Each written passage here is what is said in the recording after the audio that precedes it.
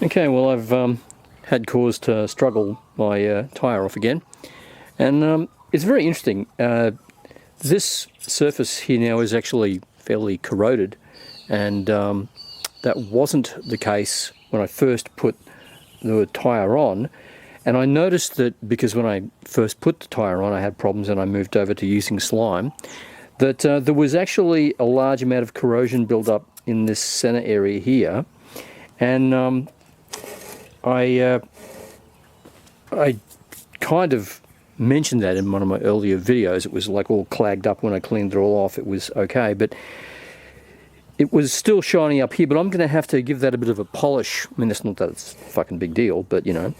But it makes me wonder, like, this is actually, you know, really blackened in here. And it makes me wonder exactly what the fuck is in slime, because supposedly this is non-toxic.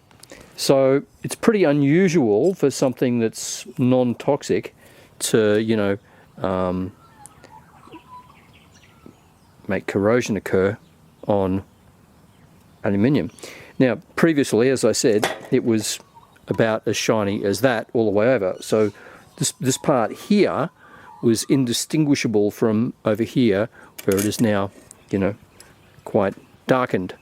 So there's something interesting occurring there. Anyway, it's taken me about an hour to get to here, including taking it off the scoot, which of course didn't take long. And the slime had really made the bead stick. Now I guess that's good because you don't want a leaking bead, but you know, it does make me wonder about slime as a long-term thing in tubeless wheels. Now what I'm going to do from here is I'm actually going to try using stands, because I think stands will be an interesting experiment. So far the tyre has been pretty crappy. Let me go and get the tyre.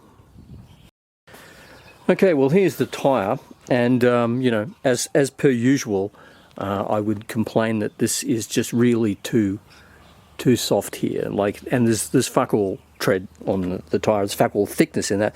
The walls, as I commented last time, are actually really solid. But you can just see in here how much gunge there is. Now let me just zoom in a bit. So you should be able to see down here, you know, where the end of my shadow is, not where my actual finger is, a whole bunch of basically crystallized dried slime. Now that's interesting because, you know, there was no trace of moisture on the inside of this whatsoever when I took it off. Now you can even check some of my videos where I've talked about adding more water, and I literally haven't ridden this for about, I don't know, I think a month or something like that after I got the last flat, and it's dried up quite substantially. So, you know, this is an interesting point, because people often go, why would you need to top up the liquid in the tyre? And I say, well, you need to top up the liquid in the tyre because even though the tyre is airtight, it isn't actually necessarily water vapor tight, and the cycle of drying and cooling, sorry, of heating and cooling generates a higher vapor pressure to the outside, and just like Gore-Tex, it actually ends up, you know, kind of drying out. But it's interesting to see, you know, how there's quite a large amount of glitter from my last glitter experiment, as well as essentially, you know, chunky bits of slime. But there's fuck all of it actually up there where you need the shit, you know, like that's obviously where it was sitting down there, because you can see it's a little bit damper there, because, you know, but yeah, it's a real challenge. And as you can see, I'll just put a little bit of pressure on that tyre. Maybe you can see how much that's moving the wall there. This is as thin as. Anyway, hope you found that interesting.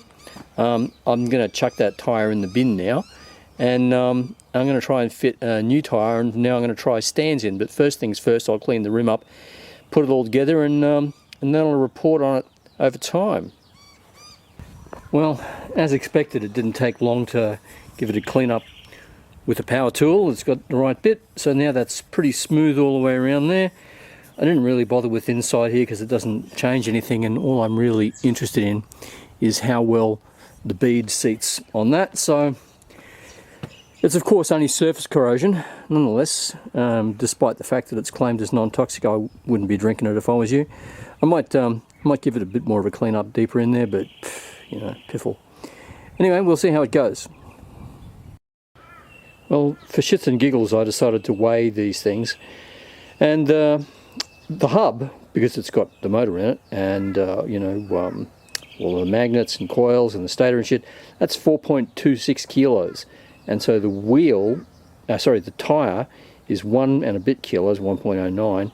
So the two together is 5 kilos. Now that's a fucking lot of unsprung mass for a little tiny wheel. So if you're using, you know, like winky-dink pneumatic tyres that are actually tubed tyres, you better make sure you keep your pressure up, because if you don't, pinch flat is on the way, because suspension travel is one thing, but that amount of weight with suspension stiction just ain't going to move fast enough.